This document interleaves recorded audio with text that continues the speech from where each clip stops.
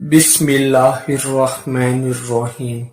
شروع اللہ کے نام سے جو بڑا مہربان نہایت رحم والا ہے۔ اکثر انسان کا دل اپنی ناممکن دعاؤں پر بڑا بے چین رہتا ہے کہ وہ یہ کیسے جان سکتا ہے کہ اللہ اس کی مانگی چیز پر راضی ہے یا نہیں۔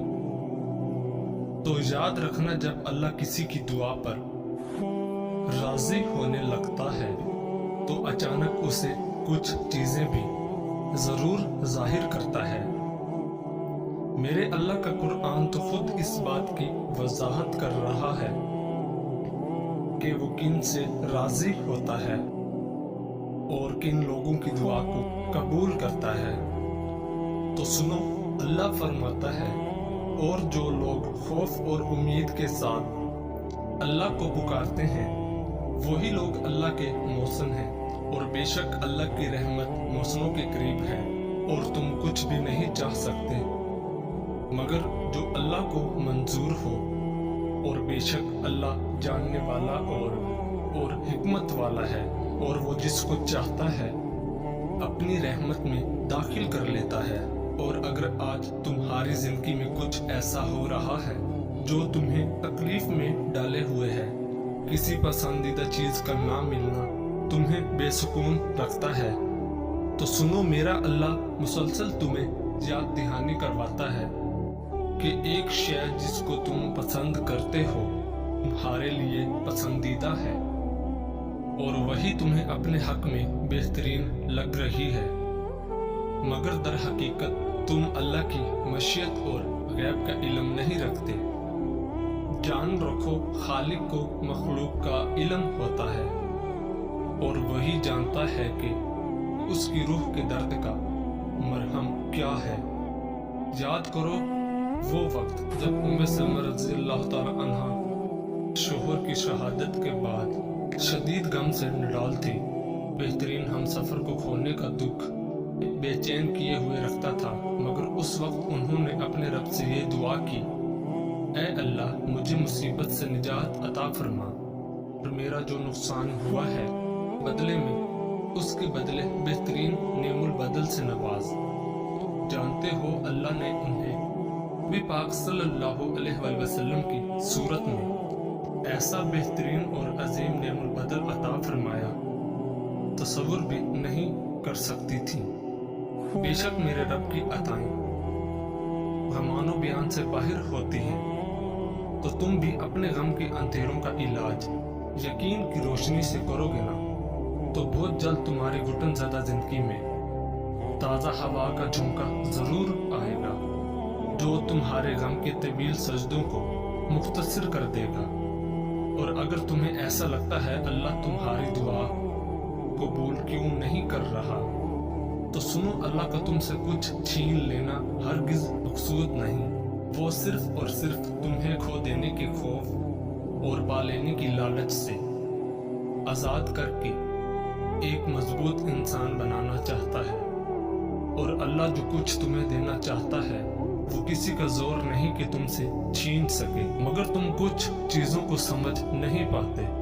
یاد رکھو، تمہارے محسوسات کا دائرہ عظیم کائنات کی وسعت کے مقابلے میں وہ نسبت بھی نہیں رکھتا جو سمندر کے مقابلے میں قطرے کی نسبت ہوتی ہے۔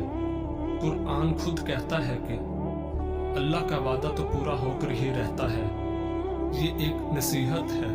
آپ جس کا جی چاہے اپنے رب کی طرف جانے کا راستہ اختیار کر لیں، اور اگر تم چاہتے ہو اللہ تمہاری ناممکن دعا پر راضی ہو جائے تو یہ دو باتیں ضرور جان لو۔ یاد رکھو، اس زمین کے سفر میں اگر کوئی چیز آسمانی ہے تو وہ محبت ہے، کہ جب وہ تمہاری امید بھرا وہ ایک آنسو رب کی محبت کے سمندر میں گرتا ہے تو لہروں میں سرگوشیاں پیدا ہو جاتی ہیں، اور پھر رب کی رحمت کا جوش تمہارے لیے وہ انجانے در کھولتا ہے جو تمہارے وہم و گمان میں بھی نہیں ہوتے، کیونکہ مقدر کی تقسیم تو اسی وقت بدل جایا کرتی ہے جب ٹوٹے دل اللہ کی بارگاہ میں आंसुओं से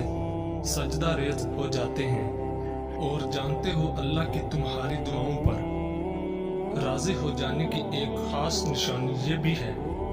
कि जब अचानक तुम्हें अपने किसी अमल की कोताही पर नदामत होने लगे और तुम अल्लाह से माफ़ी के तलबगार होकर उससे रजू करते हो,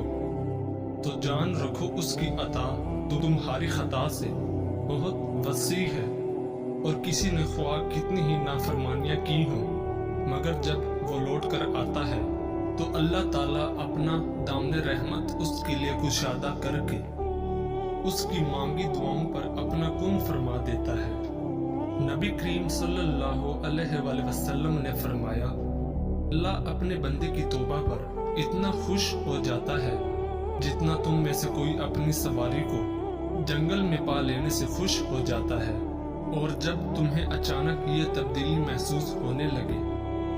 कि बड़े से बड़ा गम हो या कोई तकलीफ तुम्हारे लिए कोई मायने नहीं रखती और दर्द में भी मुस्कुराहट तुम्हारे लबों का,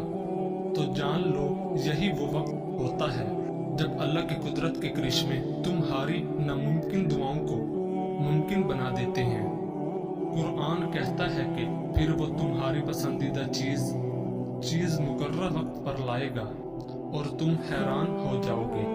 मुतमईन हो जाओ तुम्हारी लाहासिल आरज़ुएं और अधूरे ख्वाब सब हासिल हो जाएंगे। अनकरीब वो अपनी रहमत से तुम्हारी जिंदगी को मौजों की वो राह दिखाएगा जो तुम्हें खूबसूरत मंजिल तक ले जाएंगे इंशाअल्लाह।